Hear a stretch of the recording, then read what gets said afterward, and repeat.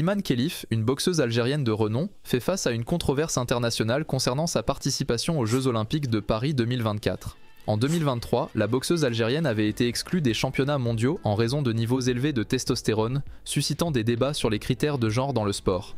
À cette époque, il était question d'un déséquilibre hormonal, mais aucun lien avec une transition de genre n'avait été explicitement établi. La boxeuse algérienne Iman Khelif sera bel et bien présente aux Jeux Olympiques 2024 qui se déroulent actuellement à Paris en France. Disqualifiée en mars 2023 par la Fédération internationale de boxe pour des raisons médicales, lors de la finale des championnats du monde de boxe amateur à New Delhi, l'athlète de 24 ans a fini par être blanchi par le Comité olympique international. Iman Khelif va ainsi défendre les couleurs de l'Algérie à l'occasion des JO 2024 et compte offrir au pays une première médaille olympique en boxe féminine. Iman Khelif accusée d'être transgenre.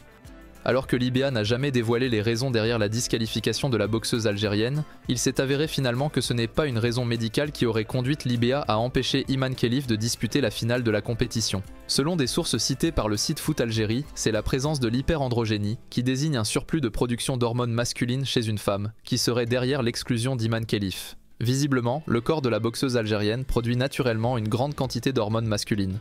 Iman Khelif n'était pas la seule athlète à subir une disqualification. La double championne du monde taïwanaise Lin Yuting a également perdu sa médaille de bronze lors de la même compétition car elle ne remplissait pas non plus les critères d'éligibilité. D'après plusieurs médias russes, le président de l'IBA, Oumar Kremlev, avait déclaré à l'agence de presse russe TASS que les boxeuses Iman Khelif et Lin Yuting avaient des chromosomes XY, une particularité qui peut augmenter la production de testostérone. Un taux élevé de cette hormone peut avantager ces athlètes par rapport aux autres concurrentes. Iman Khelif coupable ou victime d'un complot?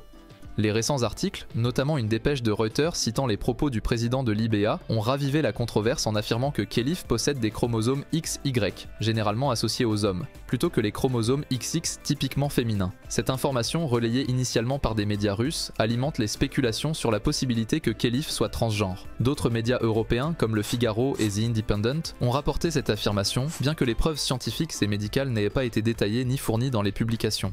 Les médias russes, connus pour leur position conservatrice sur les questions de genre et de sexualité, ont été les premiers à diffuser ces allégations. Ils sont suivis par certains médias de droite aux États-Unis, comme Fox News, qui mettent en avant le débat sur la participation des athlètes transgenres dans le sport. Le quotidien britannique The Telegraph a adopté pour sa part une approche plus nuancée, soulignant les conditions chromosomiques sans accuser directement Iman Khelif d'être transgenre, mais laissant planer le doute.